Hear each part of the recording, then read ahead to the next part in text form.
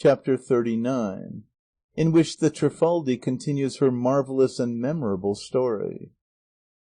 By every word that Sancho uttered the duchess was as much delighted as Don Quixote was driven to desperation. He bade him hold his tongue, and the Distressed One went on to say, at length, after much questioning and answering, as the princess held to her story without changing or varying her previous declaration, the vicar gave his decision in favour of Don Clavijo, and she was delivered over to him as his lawful wife, which the queen Dona Maguncia, the princess Antonomasia's mother, so took to heart that within the space of 3 days we buried her.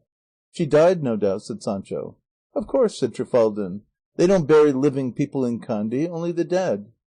Señor Squire, said Sancho, a man in a swoon has been known to be buried before now in the belief that he was dead.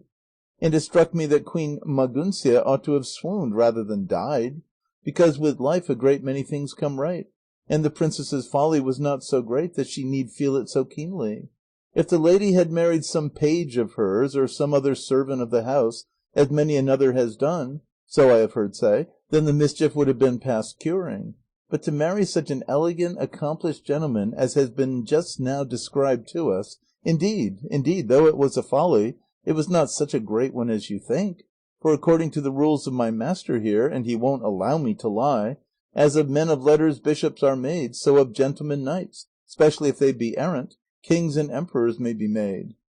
Thou art right, Sancho, said Don Quixote, for with a knight errant, if he has but 2 fingers' breadth of good fortune, it is on the cards to become the mightiest lord on earth. But let Señora the Distressed One proceed, for I suspect she has got yet to tell us the bitter part of this so far sweet story.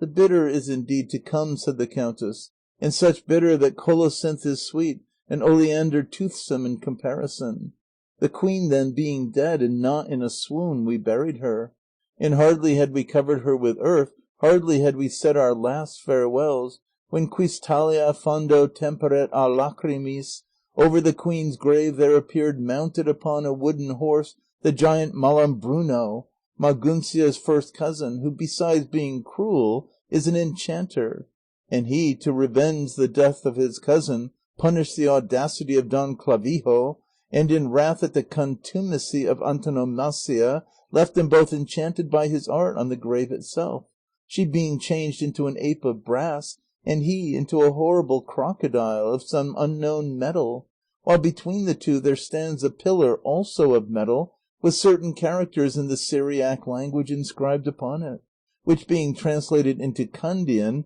and now into Castilian contain the following sentence: These 2 rash lovers shall not recover their former shape until the valiant Manchegan comes to do battle with me in single combat, for the fates reserve this unexampled adventure for his mighty valour alone. This done, he drew from its sheath a huge broad scimitar, and seizing me by the hair he made as though he meant to cut my throat and shear my head clean off.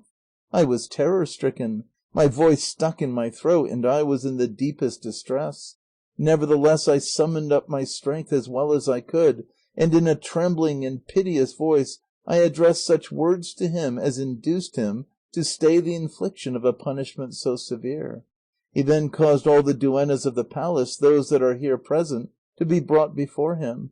and after having dwelt upon the enormity of our offence, and denounced duennas, their characters, their evil ways, and worse intrigues, laying to the charge of all what I alone was guilty of, he said he would not visit us with capital punishment, but with others of a slow nature, which would be, in effect, civil death for ever.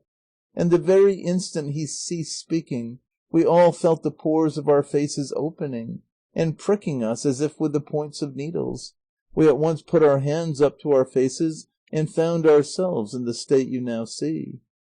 Here the Distressed One and the other duennas raised the veils with which they were covered, and disclosed countenances all bristling with beards, some red, some black, some white, and some grizzled, at which spectacle the duke and duchess made a show of being filled with wonder. Don Quixote and Sancho were overwhelmed with amazement, and the bystanders lost in astonishment, while the Trifaldi went on to say, "Thus did that malevolent villain Malambruno punish us, covering the tenderness and softness of our faces with these rough bristles. Would to heaven that he had swept off our heads with his enormous scimitar, instead of obscuring the light of our countenances with these wool combings that cover us. For if we look into the matter, sirs, and what I am now going to say I would say with eyes flowing like fountains, only that the thought of our misfortune and the oceans they have already wept keep them as dry as barley spears, and so I say it without tears. Where, I ask, can a duenna with a beard go to? What father or mother will feel pity for her? Who will help her? For even when she has a smooth skin and a face tortured by 1,000 kinds of washes and cosmetics, she can hardly get anybody to love her. What will she do when she shows a countenance turned into a thicket?